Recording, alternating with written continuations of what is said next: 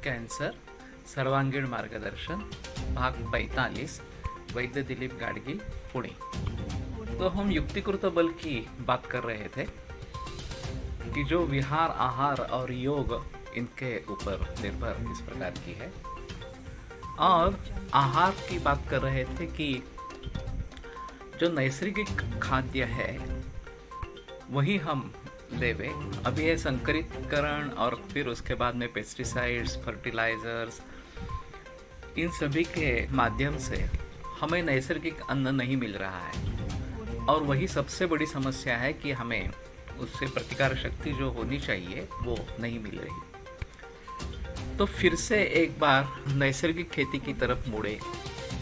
नैसर्गिक जो गाय है, देसी गाय है, उनका ही दूध का सेवन करें, और फिर नैसर्गिक पद्धति से ही खेती यानी कि जो नेचुरल इस प्रकार के खाद है उनके वनस्पतियों के लिए, जैसे शेणखत वगैरह बताते हैं, उन्हीं का प्रयोग करें, गोबर का प्रयोग करें। तो सब लोगों का कहना था कि अगर ऐसा हम करेंगे तो हमारी जितनी आमदनी है या हमारे जितने लोग हैं, 123 करोड़ का भारत देश है, और उन सभी लोगों के लिए ये पर्याप्त नहीं होगा, और इसीलिए ये संकरित धान्य का निर्माण करना जरूरी है, ऐसा बताया गया। लेकिन ये वास्तव में सही नहीं है। बहुत सारे लोगों ने इसके बारे में किया है, और उनका कहना है कि सभी जनता के लिए, सभी लोगों के लिए यह पर्याप्त है। जितनी उसकी हर एक की जरूरत है उसको पूरे करने में कोई दिक्कत नहीं है।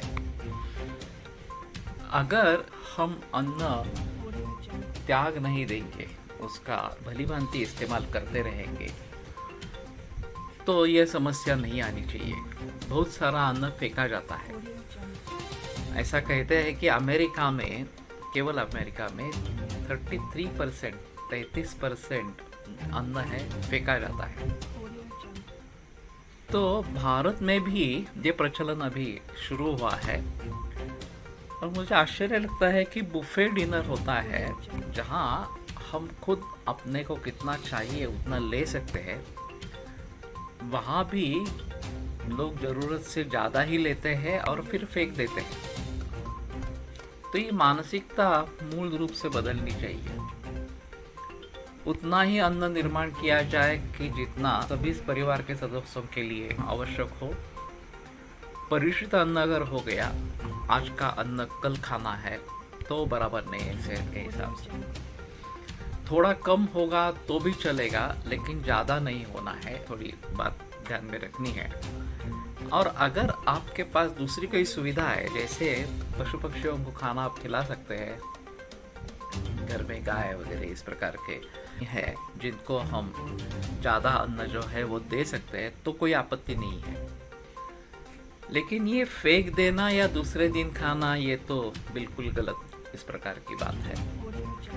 तो इनका कहना है कि अगर हम नैसर्गिक पद्धति से खेती करेंगे तो भी पूरे भारत भर के लिए ये काफ़ी रहेगा, उसमें कोई दिक्कत नहीं आने वाली, नौबत नहीं आने वाली।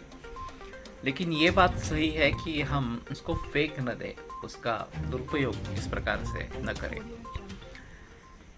और फिर वैसे आदमी को खाना कितना लगता है, हमारी जो उपवास की संकल्पना है, रिलीजियस फास्टिंग इसको कहते हैं, एकादशी हो, संकष्टी चतुर्थी हो वगैरह वगैरह, उसमें वास्तव में ऐसा है कि उपवास यानी कि नज़दीक रहना, ईश्वर के नज़दीक रहना, और उसका सबसे अच्छा साधन है नामस्मरण, जप वगैरह वगैरह।